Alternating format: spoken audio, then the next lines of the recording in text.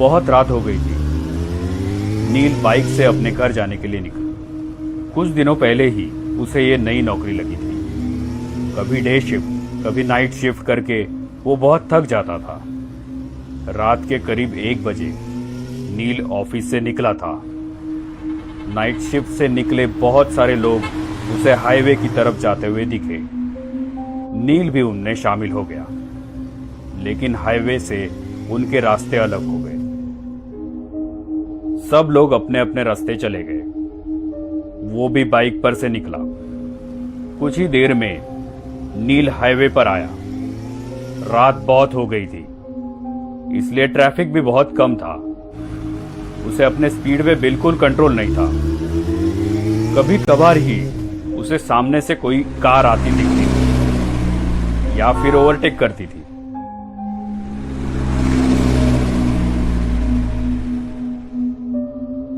अभी उसने main highway छोड़ के कच्चा रास्ता पकड़ लिया था। वो रास्ता और भी सुनसान था। अभी बाइक के हेडलाइट में सिर्फ काला रास्ता दिख रहा था, बिल्कुल एक काले सांप की तरह। रात के अंधेरे में वो सन्नाटा बिल्कुल खौफनाक लग रहा था, लेकिन कोई चारा भी तो नहीं था। नौकरी चाहिए तो शिफ्ट में काम करना ही पड़ता है। वो अपने ही धुन में गाड़ी चला रहा था। रास्ता सुनसान होने के कारण नील रास्ते के बीच से गाड़ी चला रहा था। कुछ ही देर में उसका अकेलापन दूर हो गया। उसे पीछे से आती हुई गाड़ी का हॉर्न सुनाई दिया। उसने उस गाड़ी को साइड दी। कुछ ही समय में एक कपल बाइक पर से उसे ओवरटेक करके चला गया। शायद वो पति पत्नी थे। लेकिन एक बात नील के ध्यान में आई कि पीछे बैठी हुई औरत ने साड़ी पहनी थी और उसका पल्लू पीछे वाले पहिए से बिल्कुल नजदीक था। हवा के झोंके से वो कभी भी बाइक के पहिए में अटक सकता था, और अगर वो पल्लू अटक गया तो पता नहीं क्या अनर्थ हो सकता था। नील ने बाइक का स्पीड बढ़ाया और उस बाइक को ओवरटेक करते हुए कहा, बहन जी, आपका पल्लू पहिए में अटक सकता है। ऐसा कह के नील आगे निकल गया। नील के मन को एक राहत मिली कि मैंने किसी की मदद की, क्योंकि आजकल ऐसे वीडियोस कितने सोशल मीडिया पे आते रहते हैं कि एक लड़की बाइक पे बैठी है और उसका पल्लू बाइक के पहिए में अटक गया। दोनों गिर गए और जख्मी हो गए। ये सोच में नील था कि अचानक वही बाइक वाला फिर से निकल के आगे चला गया। लेकिन ये क्या, उसकी बीवी कहां गई? वो वहां नहीं थी। कहां गई होगी? नील ने गाड़ी का स्पीड बढ़ाया और उसे पूछा, भाई साहब, आपके पीछे बैठी हुई आपकी पत्नी कहां गई? उनका पल्लू बाइक के पहिए में अटकने वाला था, तो मैंने उनको बताया था। उस बाइक वाले ने अपनी बाइक साइड में लगाई। वैसे नील ने भी अपनी बाइक उसके साइड में लगाई। नील ने कहा, क्या हुआ भाई साहब, आपकी बीवी कहां है? वो पीछे ही तो बैठी थी ना। उस बाइक वाले का पूरा शरीर डर के मारे कपकपाने लगा। उसने कुछ नहीं कहा, सिर्फ अपनी डर भरी आंखों से पीछे मुड़ के देखा तो वो रास्ता और भी डरावना लग रहा था। नील ने उसे कहा, क्या हुआ, आप इतना डरे हुए क्यों हो? वो नील को देखते ही रह गया और फिर उसने पूछा, मेरे बाइक पर किससे बैठे देखा आपने? मतलब आप उसे नहीं पहचानते?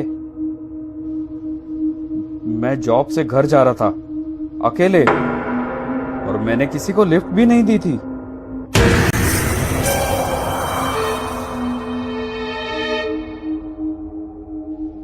उसकी बातें सुन के नील के रोंगटे खड़े हो गए।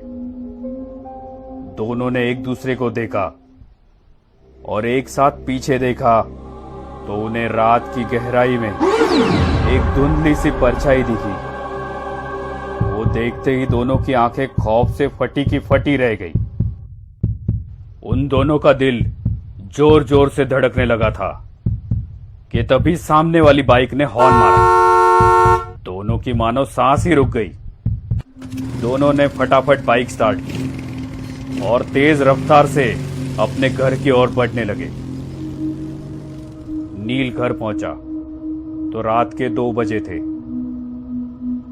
वो अपने बिस्तर पे लेटा, लेकिन उसे नींद नहीं आ रही थी। अपने पूरे करियर में उसने ये चीज पहली बार ही देखी थी। रह रह के उसके मन में एक ही ख्याल आ रहा था, क्या मैंने जो देखा वो सच था? कितनी बार वो वही रास्ते से गुजरा था, लेकिन आज तक उसे ऐसा खौफनाक अनुभव नहीं हुआ था। बाइक पे बैठी वो औरत, उसकी लाल साड़ी, कैसे मुमकिन है ये? लेकिन ये अनुभव एकदम असली था।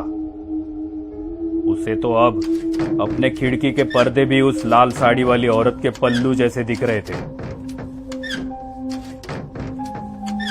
ऐसे लग रहा था कि बार बार कोई उसका नाम पुकार रहा है।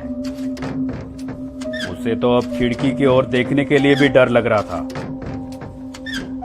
जब भी वो पर्दा हिलता, बस उसे वही सब याद आता। वो उठा और उसने खिड़की बंद कर दी। जैसे ही वो मुड़ा,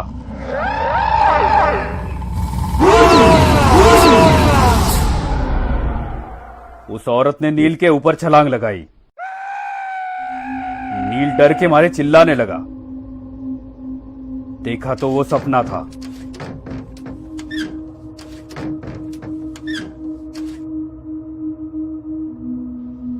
नील ने सोचा, मैं कुछ ज्यादा ही सोच रहा हूं, और सो गया। नील 2 दिन काम पे भी नहीं गया, लेकिन ऐसा वो कितने दिन तक करने वाला था। तीसरे दिन वो काम पे चला गया, लेकिन उसका ध्यान काम में नहीं था। बार बार वो घड़ी देख रहा था। 12:30 बज गए। शिफ्ट खत्म हो गई। वो अपने बाइक पे बैठा, लेकिन उसके पैर कांपने लगे थे। सोच सोच में वो कब हाईवे से निकल के कच्चे रास्ते पे आया, ये उसे पता ही नहीं चला। अब उसे ज्यादा डर लगने लगा था। उसे सब याद आने लगा कि पीछे से एक गाड़ी का हॉर्न सुनाई दिया। नील के रोंगटे खड़े हुए। क्या वो औरत फिर से उस आदमी के पीछे बैठी हुई होगी? क्या वो मुझे फिर से दिखेगी? सिर्फ उसे उसके हार्ट बीट सुनाई दे रहे थे। शरीर पूरा पसीना पसीना हो गया था। दूसरी बाइक आगे जाने की कोशिश करने लगी। नील ने सोचा, मैं उसके पीछे देखूंगा ही नहीं। लेकिन आखिर उसने पीछे देख ही लिया, तो उसके पीछे कोई नहीं था। नील ने एक राहत भरी सांस ली। उसकी जान में जान आ गई। कलेजे का डर अब खत्म हो गया था। नील ने बाइक वाले की ओर देखा और थोड़ा स्माइल किया, तो उस बाइक वाले ने अपने हेलमेट की कांच ऊपर की और बोला, बहन जी से कहिए उनका पल्लू पहिए में अटक सकता है।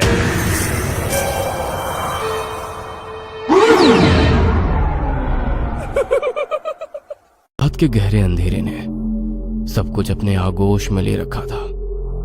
शहर की गलियां, चौराहे, नुक्कड़, सब कुछ बेजान इंसान की तरह लग रहे थे।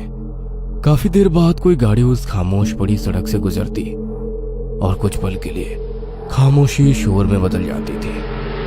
पर वो गाड़ी दूर जाते ही दोबारा पूरा इलाका खामोश हो जाता। सड़क के किनारे लगे बिजली के खंभों पर लगे लाइट के बल्ब से कुछ हद तक इलाका रोशन हो रहा था। ऐसे ही दूर से आती एक टैक्सी धीरे धीरे आगे बढ़ रही थी। धीमी आवाज में कार के भीतर गाने बज रहे थे। पीछे बैठी लड़की झपकियां ले रही थी तो आगे टैक्सी चलाने वाला लड़का गानों की धुन में खोया हुआ था। आसमान भी बिल्कुल साफ था, इसलिए टिमटिमाते सितारे काफी सुंदर लग रहे थे। तय जगह आने में केवल 5 मिनट का रास्ता बाकी था और ये सवारी छोड़कर उसे दोबारा कॉल सेंटर के लिए जाना था। सब टाइमिंग सेट कर रखा था। उस सुनसान सड़क से गुजरते हुए टैक्सी चौराहे के पास आकर रुक गई। कुछ देर तक टैक्सी में कोई हलचल होती नजर नहीं आ रही थी। ये समझ में नहीं आ रहा था कि वो टैक्सी रास्ता भूल चुकी है या टैक्सी खराब हो गई है। कुछ पल गुजरने के बाद टैक्सी का अगला दरवाजा खुला और 25-30 साल का एक जवान लड़का बाहर निकला। बाहर निकलते ही उसने दरवाजा वापस बंद कर दिया और आगे आते हुए गाड़ी का बोनट खोला। इसका मतलब गाड़ी में कुछ तो खराबी थी। उस लड़के की नजरें उस सुनसान सड़क के ऊपर गई और वो अपने आप से बुदबुदाया, यार इस टैक्सी को भी अभी इस सड़क पर खराब होना था, वो भी आधी रात में। इतना कहकर वो टैक्सी का इंजन देखने लगा। 10 मिनट गुजर गए। टैक्सी शुरू करने में वो नाकाम हो चुका था। तभी टैक्सी का पिछला दरवाजा खुला और एक 20-22 साल की खूबसूरत लड़की बाहर निकली। सामने जाकर देखा तो वो लड़का इंजन में कुछ कर रहा था। भैया क्या हुआ? वही देख रहा हूँ। और कितनी देर लगेगी? कुछ कह नहीं सकता मैम, शायद आपको दूसरी टैक्सी करनी पड़ेगी। दूसरी टैक्सी? इतनी रात को? वो लड़की परेशान हो गई। आप चिंता मत कीजिए, मैं आपके लिए दूसरी टैक्सी का इंतजाम करता हूँ। इतना कहकर उसने अपनी जेब से मोबाइल निकाला और कॉल लगाने लगा। काफी देर मशक्कत करने के बाद भी किसी भी गाड़ी का इंतजाम ना हो सका। रात के 2 बजने को थे। लड़की भी काफी परेशान हो चुकी थी। भैया मुझे अब यहाँ से कुछ ही दूर जाना है, मैं चली जाऊंगी। अरे नहीं मैडम, आप मेरी जिम्मेदारी है, आपको अकेले नहीं जाने दे सकता, मैं भी आपके साथ चलता हूँ। गाड़ी का बोनट वैसे ही रखकर वो दोनों फ्लैट की तरफ चलने लगे। वैसे तुम और भी काम करते हो या टैक्सी ही चलाते हो? जी, और भी एक नौकरी करता हूँ, स्कूल में चपरासी की नौकरी। तनख्वाह कम है इसलिए। वैसे आप कौन सा जॉब करती हैं? मैं कॉल सेंटर में काम करती थी। करती थी मतलब? कुछ दिन पहले एक कार एक्सीडेंट हो गया और मेरी जॉब छूट गई। मतलब आपको बेड रेस्ट दी होगी, इसलिए ज्यादा छुट्टियां लेने की वजह से आपको नौकरी से निकाला होगा। वैसे एक्सीडेंट इसी रोड पर हुआ था या किसी और जगह? इसी सड़क पर हुआ था। उस लड़की की बात सुनकर लड़के ने कहा, आप तो बड़ी किस्मत वाली है। वो क्यों? जहाँ तक मेरी जानकारी है, जितने भी एक्सीडेंट इस रोड पर हो गए हैं वो लोग बचे नहीं।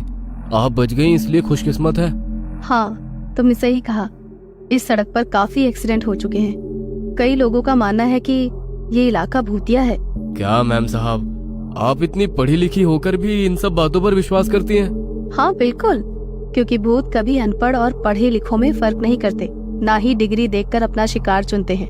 जिनको मारना होता है वो उनको अपना शिकार बना ही लेते हैं।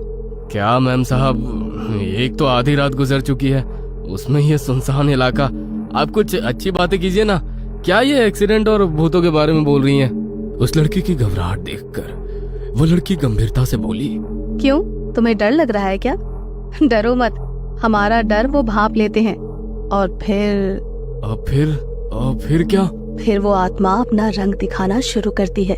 तब जो कुछ होता है उस डर को वही समझ सकता है जिसने ऐसे डरावने लम्हों का सामना अपनी जिंदगी में किया हो।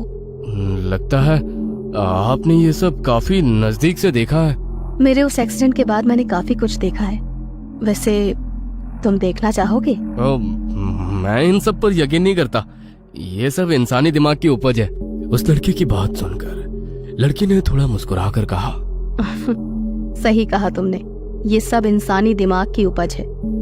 वैसे क्या तुम भगवान पर यकीन करते हो? हाँ करता हूँ, भगवान शिव पर अटूट विश्वास है।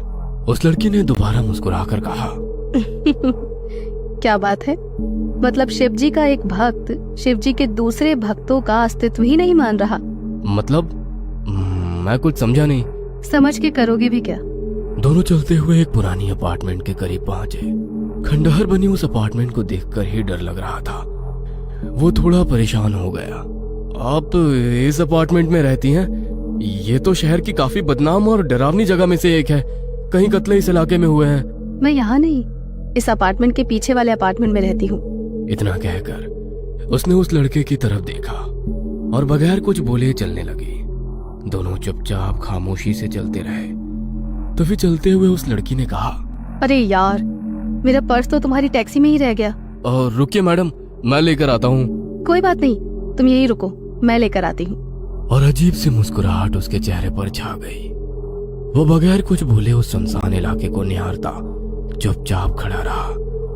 उस अपार्टमेंट के इलाके में खड़े ऊंचे पेड़, वो जानलेवा खामोशी, रात के समय अपार्टमेंट के बंद फ्लैट पर उल्टे लटके चमगादड़, सब काफी डरावना लग रहा था। वो लड़की पीछे मुड़कर चलने लगी। वो उसी को ही देख रहा था। रात के अंधेरे में उसका इस तरह रुकना उसे काफी अजीब लग रहा था। चलते चलते कुछ कदम जाकर वो एकदम से रुक गई।